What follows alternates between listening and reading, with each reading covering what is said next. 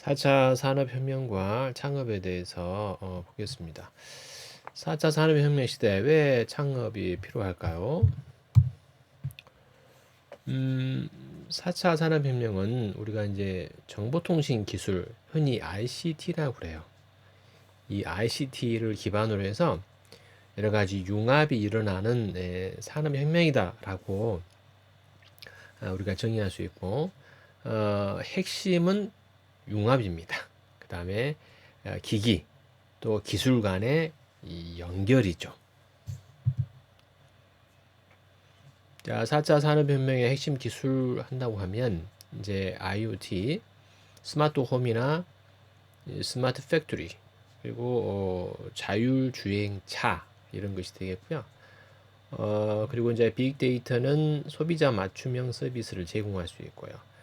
자, VR, 가상현실, 어떤 교육이나 엔터테인먼트, 의료 산업으로 혁신할 수 있는 것이고요.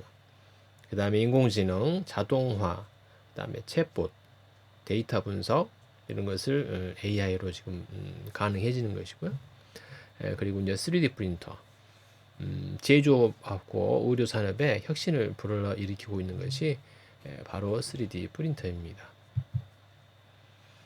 4차 산업혁명과 미래 트렌드라고 하면 미래를 이끄는 4차 산업혁명의 주요 트렌드 뭘까요? IoT, 빅데이터, VR, 클라우드 컴퓨팅, 드론, 로봇, 3D 프린터, 무인 자동차, AI, 또 나노, 바이오 생명과학 기술도 중요한 역할을 하고 있다고 말씀드립니다.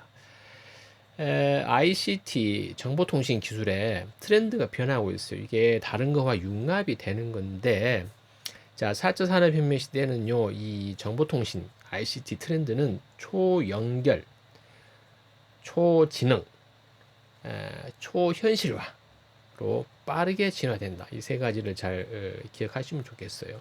초연결화라는 것은요, SNS를 통해서 사람과 사람이 연결이 되는 것뿐만 아니라 인터넷 오브 띵스, 사물에도 인터넷이 연결돼서 여러 기계와 기기가 끊임없이 연결되어지는 겁니다. 이게 초연결화죠. 초지능화, 여러분 쓰시는 스마트폰은 물론 자동차, 냉장고, 세탁기, 이런 주변에 있는 모든 기기가 스스로 판단하고 또 인공지능을 가지고서 스스로 작동하는 시대가 열리는 거죠. 초현실화, 홀로그램, VR, 가상현실이고 AR도 있죠. AR, 현실의 배경에 위에다 가상현실을 입히는 AR도 있고요. 그리고 이제 3D 프린터, 현실과 똑같은 가상 경험이 이제 가능해지는 겁니다. 초현실화가 되는 거죠. 미래에는 AI, VR, 또 디지털 전환된 ICT 기술 이런 것들이 융합이 되면서 여러분이 상상하는 상상 이상의 변화를 가져올 것이다. 이미 굉장히 빠른 속도로 변화되고 있어요. 가상현실 인터페이스 안에서 IoT 또 빅데이터가 하나로 연결되고 세상을 움직이는 것이죠. 그 중심에는 뭐가 있을까요? 네, 인공지능 AI가 핵심 엔진 역할을 담당할 겁니다. 하나씩 보시면 인터넷 오브 띵스, 자, 스마트 홈, 공장 자동화를 구현하는 핵심 기술이에요. 기기와 사물이 네트워크로 연결돼서 실시간 데이터를 교환합니다. 우리는 잠을 자는데 얘네들은 잠을 안 자요. 계속 연결이 돼서 작업을 수행하는 거죠. 효율성이 커진다. 스마트 냉장고를 예를 들면 저장 제품 유통기한 우유를 넣어놓으면 얘가 아는 거지. 이게 유통기한 언제까지다 해서 얼른 먹어. 응? 또 거의 떨어지니까 얼른 이제 주문해 하고 또 설정을 해주면 자동 주문도 해주죠. 요즘 보면 배달이 굉장히 빠르죠. 특히 식료품 같은 경우는 그래서 이제 미리 설정해두면 떨어질 때 되면 AI가 자동으로 판단해서 주문을 해주는 것이죠. 산업에 응용한다. IoT 기술 공장 생산 라인의 효율성 극대화한다. 이것이 바로 스마트 팩토리입니다. 장비 유지 관리 보수 시기를 다 아는 거죠. 야, 이때 주면 장비를 고쳐야 돼. 이렇게. 그래서 이제 작업이 중단되는 걸 최소화하는 거예요. 미리미리 그걸 체크를 해가지고. 또 뿐만 아니라요. 그 재고 관리까지 다 해주는 거예요. 이제 어떤 제품을 만들 때 필요한 그 원료나 이런 것들이 있잖아요. 이런 것들이 이제 실시간으로 잔고를 IoT가 기계들이 그거를 알고 있기 때문에 거기에 맞춰서 원료를 계속 더 가지고 온달지 내보낸달지 이런 것들이 자동화되는 거죠. 그러면서 거기에서 발생하는 여러 이제 손실들을 없애주는 거야, 최소화. 또 생활에서는 어떻습니까? 스마트홈 기술이 지금 집에 많이 들어왔어요. 조명도 그렇고요. 난방, 보안 시스템. 요즘에 뭐 집에다가 뭐죠? 카메라 달아가지고 원격으로 해서 멀리서도 이렇게 확인하고 이렇게 하죠. 삶의 질을 향상할 수 있다라고 이제 말씀드립니다. 사물 인터넷이요.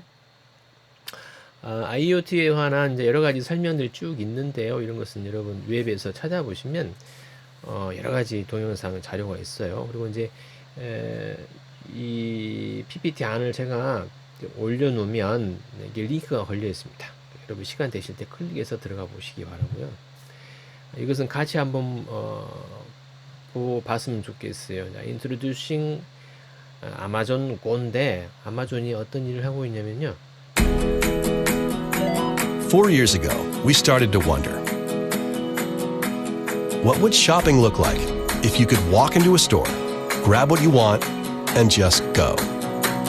What if we could weave the most advanced machine learning, computer vision, and AI into the very fabric of a store so you never have to wait in line? No lines, no checkouts, no registers. Welcome to Amazon Go. Use the Amazon Go app to enter. Then put away your phone and start shopping. It's really that simple. Take whatever you like. Anything you pick up is automatically added to your virtual cart.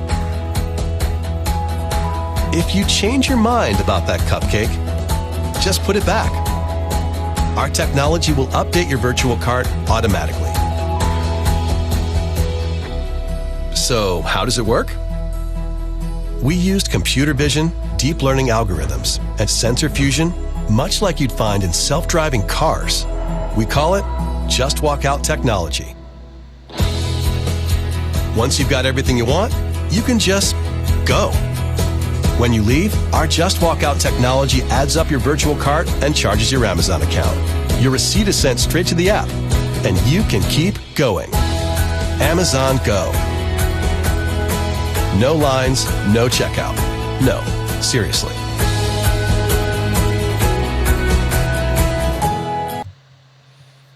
잘 보셨나요? 네.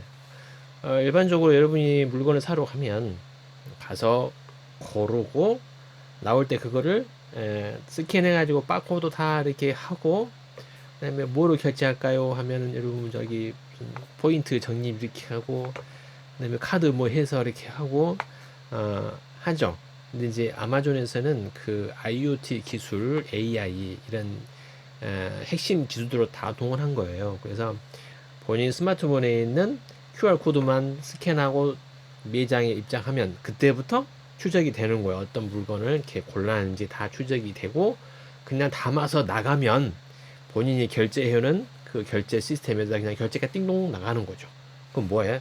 그냥 체크하고 들어가서 가지고 나오면 되는 거죠. 이렇게 시스템이 바뀌어가고 있습니다. 그다음에 이제 스마트 팩토리에 대한 이제 얘기인데요. 이것도 이제 링크가 있으니까 시간 되실 때 보고 중요한 것은 공장에서 스마트 팩토리라는 일단은 IoT의 기술이죠. 모든 기계에 연결이 돼 있다라는 거예요. 실시간으로 움직임이 실시간으로 작업이 다 파악이 된다라는 겁니다. 그래서 뭐를 하나 알아보기 위해서 뭐 이렇게 찾아다니고 어떤 상황을 파악하려고 할 필요가 없는 거예요. 실시간으로 그것이 파악이 된다는 얘기예요. 그러면 그만큼 생산 효율이 높아진다는 얘기죠. 무슨 고장이 나서 공장이 잠깐 쉰다 할지 뭐 원자재가 부족해가지고 공장이 신달지 뭐 이런 리스크가 굉장히 줄어드는 겁니다. 그래서 품질도 향상시킬 수 있고요. 생산성도 늘릴 수 있는 이런 것이 바로 스마트 팩토리다. 이렇게 이해하시면 될 것 같습니다.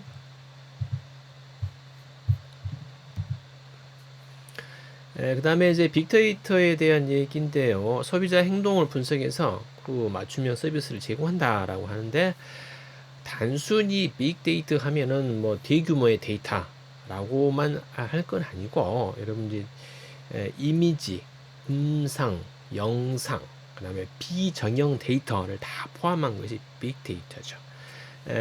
이것은 이제 사용자에게 필요한 정보를 예측하는 거예요. 빅데이터를 분석해 보니까 성별로 남성 또 여성 연령대별로 무엇을 선호하더라는 것이 파악이 되는 거죠. 그럼 거기에 맞춰서 이 사람이 앞으로 뭘 더 또 이 집단은 뭘 더 원하겠다라는 것을 예측하고 맞춤형 서비스를 제공할 수 있다는 겁니다. 빅데이터. 교통 상황을 예측하거나 개인 맞춤형, 개인한테 맞는 약을 추천하거나 어떤 환경 개선하는 분야에 사용이 되거나 또 최적의 경로를 안내하거나 고객의 건강 데이터를 분석해서 개인에게 추천하거나 이런 것들이죠. 또 소비자 구매 패턴을 분석해서 개인화된 상품을 추천해 주거나, 의료 분야에서는 어떻겠습니까? 맞춤형 진단, 그다음에 맞춤형 치료법을 제안해 주겠죠. 환경 쪽에서는요, 기후 데이터를 분석해서 재난을 예측하는 거죠. 그래서 대응 전략을 강화시키고 지속 가능한 환경 보호 방안을 마련해 줄 수 있다. 빅데이터에 대해서는 잠깐만 볼게요. 빅데이터가 어떻게 만들어졌는가만 좀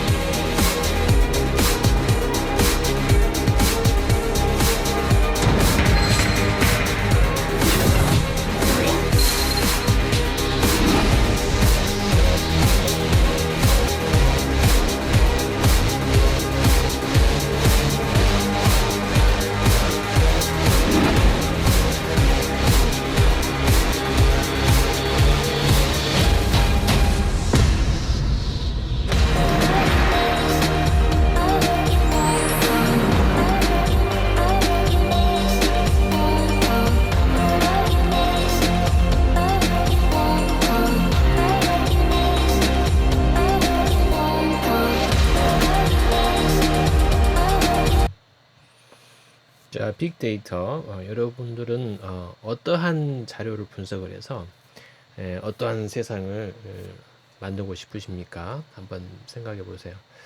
그 다음에는 가상현실입니다. 가상현실 여러 분야에 지금 이렇게 침투하고 있고 굉장히 지금 발달되고 있는데요. 의사들이 원격으로 서로 이렇게 동료와 협력해서 수술을 진행한다 할지, 가상 공간에서 친구와 만나서 영화를 보거나 쇼핑을 즐기는 그런 새로운 시대가 열리고 있는 것이죠. 인공적으로 만들어낸 실제하고 아주 유사한 환경, 상황 또는 그 기술 자체를 의미합니다. 가상현실은요. 교육에서는 학생들이 가상 실험실에서 과학 실험을 체험하거나 역사적인 장소를 가상 투어로 탐험하는 거예요. 지금 이제 보면 러시아에서 예전에 체르노빌 이렇게 폭파했던 이런 핵폭발 이런 거 있잖아요. 이것도 가상현실로 만들어놨어요. 그러면 직접 이제 AR 도구를 쓰고 본인이 거기 현장에 가보는 것이죠. 이런 거, 그다음에 의료에 응용이 되고 있고요. 외과 의사들이 가상 환경에서 수술 훈련을 하는 겁니다. AR을 쓰고 수술 이렇게 훈련을 받으면서 수술 성공률을 높일 수 있는 것이죠. 엔터테인먼트요, 가상현실 게임, 360도 영화 관람. 사실 지금 여러분 유튜브만 해도 360을 검색하면요, 360을 도로 만들어진 영상이 굉장히 많아요. 그러면 지금 쓰고 있는 오큘러스 같은 이거 굉장히 고가인데요. 구글에서 만든 거 있잖아요. 종이 접어서 만든 거, 렌즈만 하나 넣는 거, 이거 2,500원 해요. 2,500원. 거기다가 여러분 스마트폰을 이렇게 끼워가지고 쓰면 됩니다. 사실은 구글에서 그거를 드림 뭐라고 해가지고 굉장히 개발을 많이 했어요. 굉장히 개발을 돈을 들여서 했는데 접었습니다. 왜 접었을까요? 스마트폰으로 이렇게 끼워서 하는 것이 한계가 있는 거예요. 이게 불편하잖아. 스마트폰 이렇게 하는 것이 한계가 있어요. 그래서 다 접었습니다. 아직은 이제 이렇게 오큘러스 같은 전용 그 기구를 쓰시고 하시면 되고요.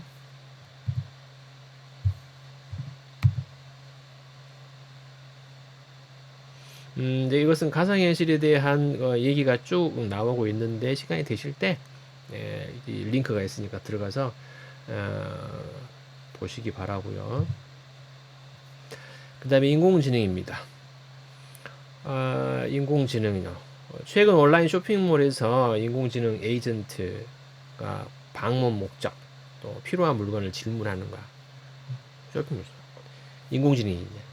왜 오셨습니까? 뭐 필요하십니까? 그 다음에 이제 과거에 이제 아는 거예요. 과거에 당신이 뭐를 소비를 한지 아는 거예요. 그래서 당신 또 뭐가 필요하지 않냐? 요즘 이것이 싸게 나왔다 이렇게 안내를 해주고 상품을 추천해 주는 것이죠.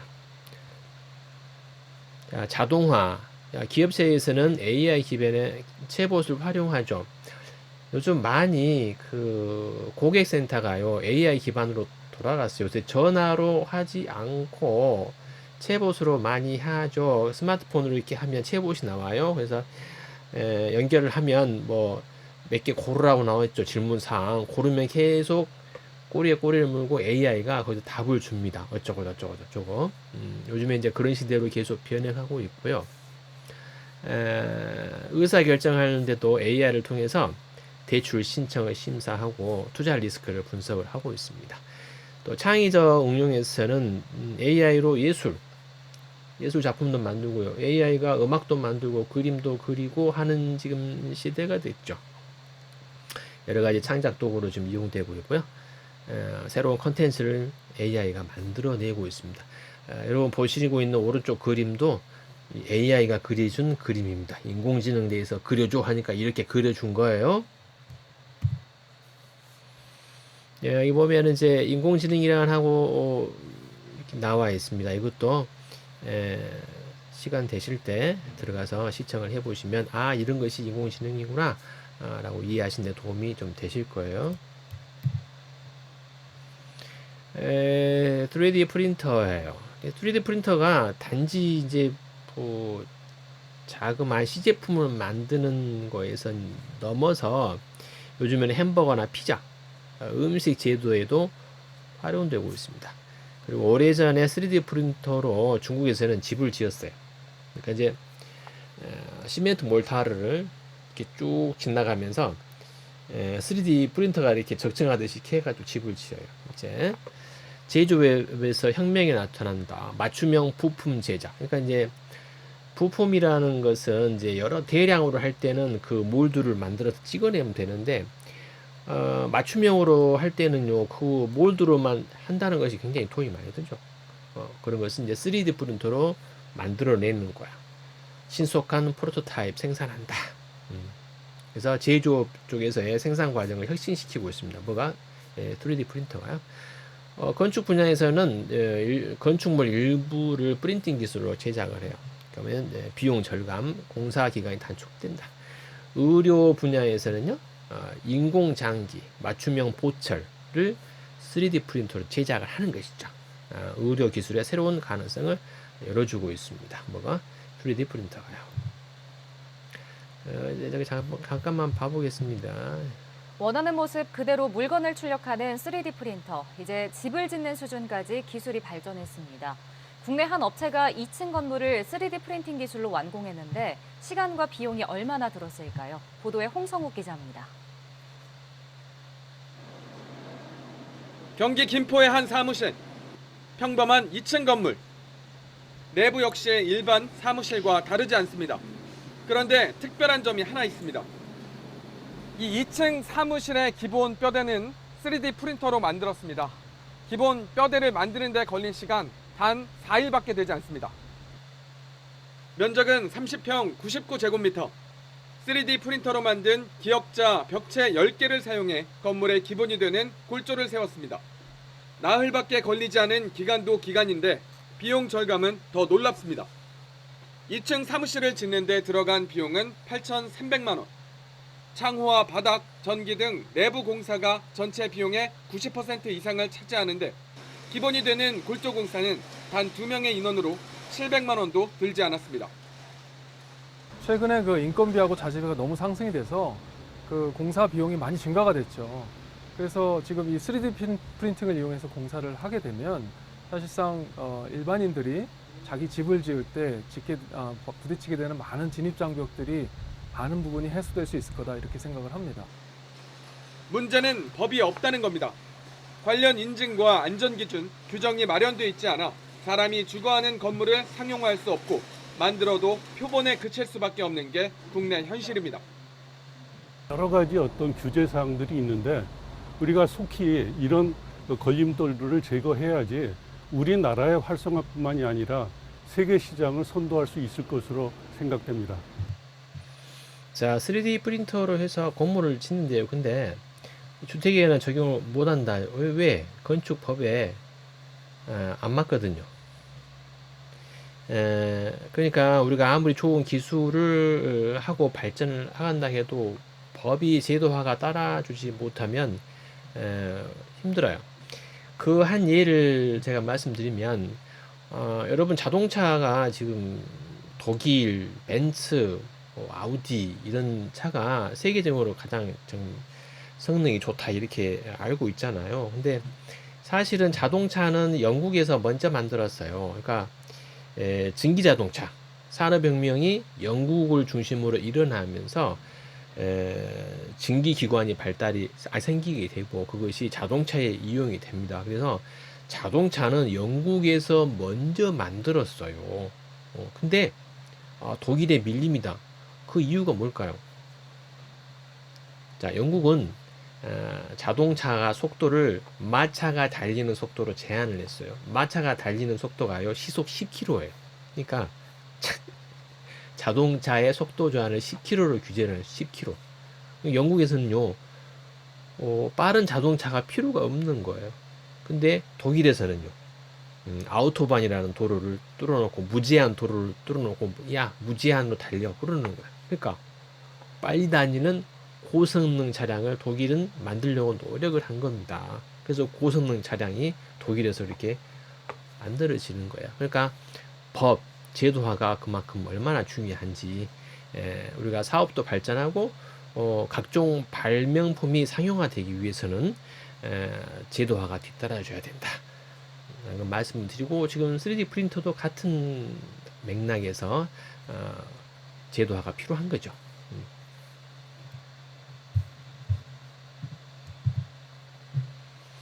자, 드론입니다. 드론.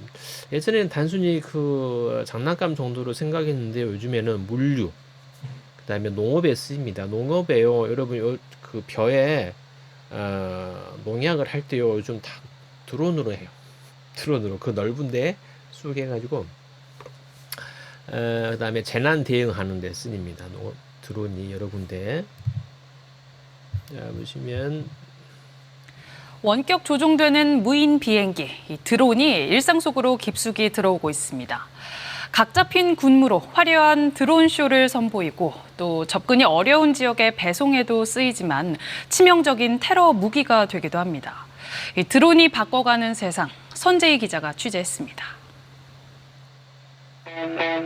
밤하늘로 날아오르는 드론, 4,500여 개의 불꽃은 모두 드론입니다. 이 드론의 군무를 촬영한 것도 드론입니다.